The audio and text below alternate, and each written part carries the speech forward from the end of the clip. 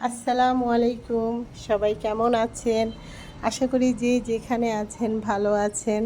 আলহামদুলিল্লাহ আমরাও ভালো আছি।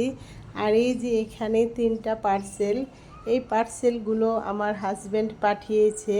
হাজব্যান্ড পাঠিয়েছে মানে সে সৌদি বসে বসে অনলাইনে যখন যেটা মন চায় উনি অর্ডার করে। তা যাই হোক, যেটাই পাঠাইছে এটা আমার অনেক প্রয়োজন ছিল।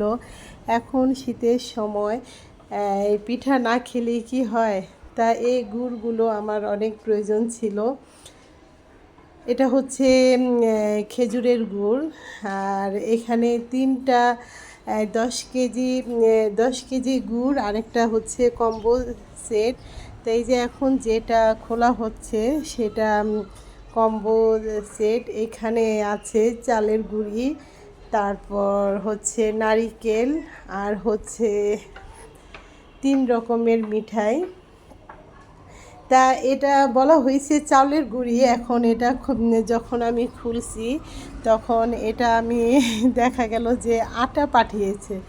তা ওনারা বলছিল এটা চালের গুঁড়ি। যাই হোক, আমি তো আর অর্ডার করি নাই, আমি এটা সম্বন্ধে বেশি কিছু বলতে পারবো না।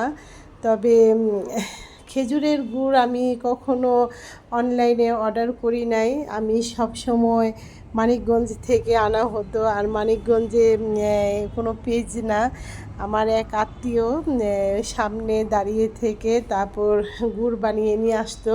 সেই গুড়গুলো খুবই ভালো ছিল। আর এই প্রথমবার অনলাইন থেকে গুড় আনা হয়েছে। গুড়গুলো দেখতে খারাপ না, এমনি ভালোই। তবে পিঠা বানানোর সময় বোঝা যাবে গুড়গুলো কতটুকু ভালো। যেগুলো 1 নাম্বার গুড় সেগুলো পিঠা রান্না করার সময় দুধটা নষ্ট হয় না। আর যেই গুড়ের মধ্যে একটু ভেজাল থাকে বা গুড়টা সমস্যা থাকে, সেই গুড় দিয়ে পিঠা বানালে সাথে সাথে দুধ রান্না করার সময় দুধ হয়তো নষ্ট হয়ে যাবে, ফেটে যাবে, এমন একটা অবস্থা হয়।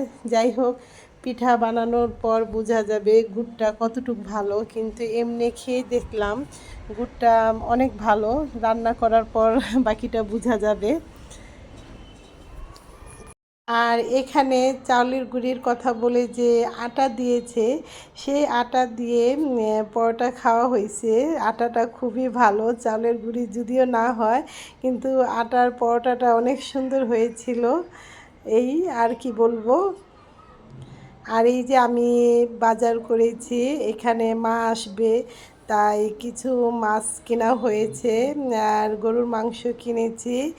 আর যেগুলো এই যে এগুলো হচ্ছে রুই মাছ। এরপরে তারপর কিনেছি তেলাপিয়া মাছ, এরপর গরুর মাংস। তা গরুর মাংস আমি 2 জায়গা থেকে নিয়েছি। একটার কেজি হচ্ছে 650 টাকা। আমাদের এলাকায় গরুর মাংসের দাম অনেক কম।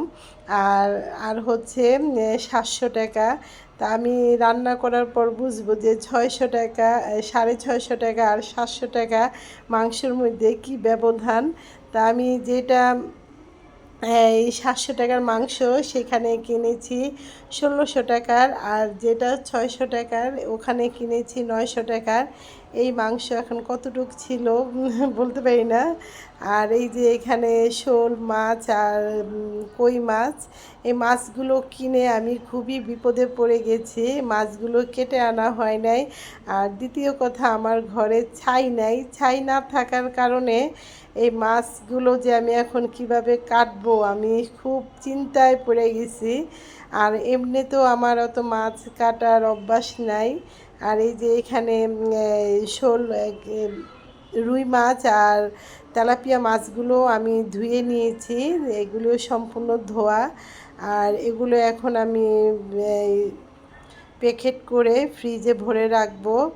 আর মাছগুলি কাটার ব্যবস্থা একটু ছাই জোগাড় করতে হবে। এখন ছাই দেখি কোথা থেকে জোগাড় করতে পারি। আর মাছ কাটতে কাটতে আমার অবস্থা যে কী হইব। জীবনে প্রথমবার শোল মাছ কাটবো, তারপর কই মাছ কাটবো। আর এই শীতের সময় আমরা তো বোতলে এলপি গ্যাস ব্যবহার করি। তা এখন গরম পানি করা হচ্ছে গোসলের জন্য।